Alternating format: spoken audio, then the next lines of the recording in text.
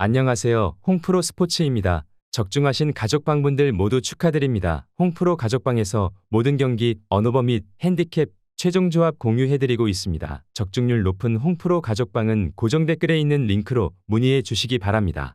9월 5일, 6일 월드컵 예선 총 6경기 분석 시작하겠습니다. 첫 번째로 호주 대 바레인 경기 알아보겠습니다. 먼저 호주는 C조 내 상위 티어를 노린다. 최근 아놀드 감독이 팀을 혁신적으로 바꿔놓았다.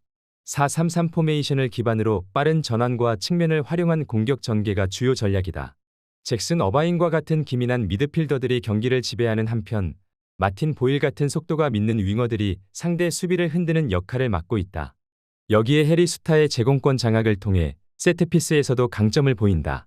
수비 측면에서는 베이히의 결장이 아쉽지만 핵심 자원들이 건재하여 큰 문제가 되지는 않을 것으로 보고 있다. 이어서 바레인은 현실적으로는 C조 내 중위권 티어에 그친다. 안정적인 수비와 역습을 바탕으로 승점을 쌓으려는 전략이 통해야 한다. 탈라지치 감독은 4-4-2 포메이션을 선호하며 견고한 수비를 중심으로 한 역습 전술을 구사한다. 압둘라 유수프 헬라를 활용한 공중볼 경합과 세트피스에서의 위협적인 플레이가 주된 공격 방식이다. 중원의 카밀 알아스와드와 모하메드 마르운의 창의적인 패스와 전개 능력은 바레인 공격의 핵심이다. 그러나 1차 압박에 취약하고 모하메드 알하르단의 부재로 인해 중원 밸런스가 약화될 가능성은 열어둬야 할 것이다. 호주는 조직적인 압박과 빠른 전환 플레이를 통해 전력의 우위를 점할 것이다. 반면 바레인은 수비적인 운영과 역습을 통해 저항할 것이지만 호주의 강한 중원 장악력과 다이내믹한 측면 공격에 밀릴 가능성이 커 보인다. 호주 승리를 추천합니다. 두 번째로 일본 대 중국 경기 알아보겠습니다. 먼저 일본은 C조에서 가장 강력한 팀으로 평가받는다. 그간 지탄을 받아온 골키퍼 자이온 스즈키의 폼이 최근 급상승한 것은 고무적이다. 이외에도 수비 조직의 짜임새가 다소 껄끄러운 문제가 될 수 있는데 나가토모의 경험과 이타쿠라의 수비 리더십이 융합되어야 한다는 점은 조금은 신경 써야 할 부분이다. 그래도 나카야마와 타니구치의 좋은 컨디션도 수비 뎁스를 강화하는 데 큰 도움이 될 것이다. 애초에 이번 일정에서 일본이 후방 부하로 극심한 부담을 호소할 일이 많진 않을 가능성이 높아 보인다. 미드필드와 공격 이선에서는 엔도와 미토마 도안, 카마다, 쿠보 등 유럽파들의 활약이 눈에 띄며 이들의 움직임이 일본의 공격 패턴을 다변화하고 있다. C조에서 전력적으로 애매한 위치에 있는 팀이다. 일본을 상대로 수비적인 접근을 해야 하지만 공수 전반에서 기복이 있는 플레이가 문제다. 특히 수비 라인의 핵심인 장광타이와 주천지에가 1대1 방어에서 불안한 모습을 보이는 것이 우려된다. 공격에서는 우레이 외에 명확한 공격 옵션이 부족해 공격 전개의 속도가 느리다. 또한 중원의 중심인 왕치우밍의 부상 결장은 팀 밸런스에 큰 타격을 줄 수 있다. 일본의 수적 우세 전략에 효과적으로 대응할 수 있는 노선이 제한적인 상황이다. 일본은 전술의 다양성과 조직력 경험에서 중국을 압도하며 수비에서의 안정감까지 갖추고 있는 상황이다. 중국은 극단적인 수비 전략을 시도할 가능성이 있지만 이 역시 일본의 다채로운 공격 루트를 막기에는 역부족일 것으로 보인다. 전반적으로 일본의 일방적인 흐름 속에서 경기가 진행될 것으로 예상된다. 일본 승리를 추천합니다. 영상은 잘 보고 계신가요? 핸디, 언오버 및 최종 조합 공유받아 보실 수 있는 가족방 입장 방법 알려드리겠습니다. 첫 번째로 영상 하단에 댓글을 클릭해 주세요. 두 번째로 댓글에 링크를 클릭해 주세요. 마지막으로 채팅 참여하기 후 메시지 주시고 답장 기다려 주시면 됩니다. 나가기 하시면 가족방 입장 시켜드릴 수 없습니다. 언제든 편하게 문의 주시기 바랍니다. 세 번째로 대한민국 대 팔레스타인 경기 알아보겠습니다. 먼저 대한민국은 B조의 상위 티어로 평가받으며 상대적으로 A조와 C조에 비해 다소 수월한 조 편성에 속해 있다. 최근 소집 명단에는 과감한 선택이 엿보이며 부상으로 인한 일부 주요 자원의 결장에도 불구하고 여전히 강력한 전력을 유지하고 있다. 김문환과 권경원의 부상으로 황재원과 조유민이 대체 발탁되면서 자연스럽게 새로운 자원들의 테스트가 병행될 수밖에 없는 상황이다. 손흥민과 황희찬, 이강인 등 공격 자원과 서령우와 김민재 등 수비 자원들은 여전히 경기의 중심축을 담당할 것으로 예상된다. 이번 경기에서 대한민국은 기존 전력의 약 80%를 활용하여 경기 운영에 나설 것으로 보인다. 이어서 팔레스타인은 현실적으로 대한민국과 요르단, 오만 등을 상대로 최소 승점 1점을 얻어내는 것을 목표로 삼고 있다. 기본적인 전략은 철저한 수비와 후반 역습으로 맞서려 할 것이다. 최근 일부 팀들이 대한민국을 상대로 높은 압박과 공격적인 접근을 시도하고 있는 것처럼 팔레스타인 역시 세암과 다바그 같은 공격 차원으로 김민재에게 압박을 가할 수 있을 만한 옵션을 보유하고 있다. 또한 칸틸라나의 창의적인 플레이 메이킹 능력은 팔레스타인이 역습 상황에서 변수를 만들 수 있는 중요한 자원이다. 팔레스타인의 수비는 견고하지 못하지만 진흙탕 양상의 경기 운영으로 최대 한 골을 노려볼 만한 잠재력은 충분해 보인다. 팔레스타인의 수비가 견고하지 않지만 대한민국 역시 변수가 많아 보인다. 두 팀 간의 점수차가 크지 않을 가능성이 높아 보이는 매치업이다. 대한민국은 새로운 선수들을 테스트하고 3, 4선 뎁스를 체크해야 하는 상황이므로 경기는 다소 팽팽하게 흘러갈 수 있을 것으로 보인다. 대한민국 승리를 추천합니다.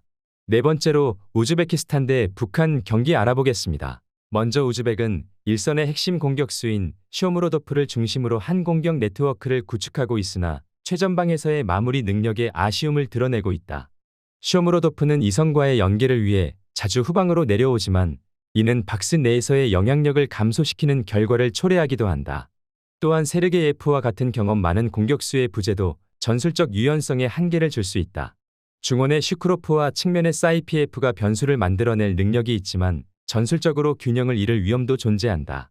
그러나 이들의 강점은 빠른 공수 전환과 이선 침투 동선의 유기적 운영으로 상대의 강한 압박에도 일정 수준의 경쟁력을 보일 것으로 예상된다.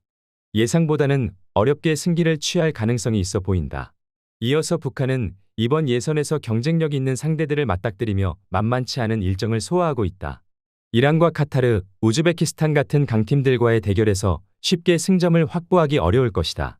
북한의 전술적 접근은 철저한 수비 집중과 역습을 활용한 메커니즘에 기반을 두고 있다. 측면을 통한 빠르고 짜임새 있는 역습은 이들의 주요 전술이며 한광성과 리조국이 핵심적인 역할을 담당할 것으로 보인다. 반면 박광룡의 부재로 인해 공격의 변칙성과 다양성이 줄어들 수 있다. 북한은 수비와 역습 패턴의 강점을 가지고 있지만 우즈베키스탄의 빠른 전환과 압박을 극복하기 위해서는 상당한 인내와 집중력이 요구될 것으로 보인다. 두 팀 간의 조직력 차이가 명확하게 드러나는 경기 양상이 예상되며 특히 우즈베키스탄이 측면과 최전방에서 더 정교한 전술적 접근을 보여줄 것으로 보인다. 물론 최근 우즈베키스탄이 득점력에서 아쉬움을 드러내긴 했으나 북한과 같은 레벨의 상대에게는 이를 충분히 극복할 수 있을 것으로 예상된다. 우즈베키스탄 승리를 추천합니다. 영상은 잘 보고 계신가요? 핸디, 언어버 및 최종 조합 공유받아 보실 수 있는 가족방 입장 방법 알려드리겠습니다. 첫 번째로 영상 하단에 댓글을 클릭해 주세요. 두 번째로 댓글에 링크를 클릭해 주세요. 마지막으로 채팅 참여하기 후 메시지 주시고 답장 기다려 주시면 됩니다. 나가기 하시면 가족방 입장 시켜드릴 수 없습니다. 언제든 편하게 문의 주시기 바랍니다. 다섯 번째로 카타르 대 아랍에미리트 경기 알아보겠습니다. 먼저 카타르는 2차 예선에서 5승 1무를 기록하며 편안하게 최종 라운드에 진출했다. 아피프와 알리의 호흡과 시너지 효과는 상당하다. 수려한 발 재간으로 1, 2선을 오갈 수 있는 알라위 역시 이들의 화력을 지원해 줄 것이다. 아랍에미리트와 화력 대결에서 패배할 가능성은 극히 낮다고 본다. 최근 지속적으로 호흡을 맞추고 있는 멘데스와 살만 역시 훌륭한 수비 조직력을 선보인다. 특히 두 자원 모두 발 밑이 훌륭하고 빠른 발을 소유했다. 아랍에미리트의 압박에도 좋은 대처를 보여줄 수 있을 것이다. 이어서 아랍에미리트는 2차 예선에서 5승 1무라는 성적으로 당당히 1위로 최종 라운드에 진출했다. 알자비와 살레, 알라미리의 시너지 효과는 확실하다. 파이즈의 빌드업 능력과 더불어 충분히 위력적인 공격 전개를 펼칠 수 있을 것이다. 알라타스와 베이더 역시 빠른 발과 훌륭한 발 밑을 소유한 자원들이다. 카타르의 압박에도 충분히 대처할 수 있는 모양새라고 본다. 두 팀 모두 상당히 유사한 경기 운영을 보여줄 것으로 예상되는 상황이다. 서로를 경계하는 만큼 생각보다 소극적인 접근이 예상된다. 결국 후방에서 볼을 돌리며 생각보다 지루한 경기가 펼쳐질 가능성이 높다. 무승부를 추천합니다. 여섯 번째로 사우디아라비아 대 인도네시아 경기 알아보겠습니다. 먼저 사우디는 요르단의 득실차로 밀려 2위로 최종 라운드에 진출했다. 알도사리와 알브라이칸의 호흡은 이미 대표팀에서 유서가 깊다. 다만 3선의 알주와이르 혹은 측면의 알두라미드를 제외하면 창의적인 패스 공급이 아쉬운 상황이다. 인도네시아를 상대로도 대량 득점은 어려워 보인다. 알부야이와 알가남, 알탐바크티의 백스리는 상당히 견고하다. 같은 소속팀인 만큼 라인 컨트롤과 의사소통, 역할 분담이 상당히 철저하게 구성되어 있다. 인도네시아의 역습 위주 공격에 별다른 어려움을 겪지는 않을 것으로 보인다. 이어서 인도네시아는 이라크에 이어 조 2위로 최종 라운드에 진출했다. 최후방 후브너의 롱패스 혹은 3선에서 토예아온의 침투 패스를 통해 최전방 오르트만 고엔과 스트루이크의 침투와 제공권을 노리는 단순한 전개가 예상된다. 사우디아라비아의 촘촘한 수비벽을 상대로 고전할 수밖에 없는 구조다. 후브너와 이지스, 라마다니는 신태용 감독 부임 이후 꾸준하게 호흡을 맞추고 있다. 3선에서 하예와 퍼디난드의 수비 가담과 함께 사우디아라비아의 창의적이지 못한 공격 전개에는 대량 실점까지는 허용하지는 않을 것으로 보인다. 인도네시아의 밀집 수비가 나쁘지 않은 조직력을 갖추고 있는 것은 사실이다. 다만 사우디아라비아의 1, 2선 조합은 한 번 걸리면 여지없다. 밀집 수비를 공략할 수 있을 것으로 보이는 상황이다. 인도네시아가 체급 차이 극복에 실패할 것으로 예상된다. 사우디아라비아 승리를 추천합니다.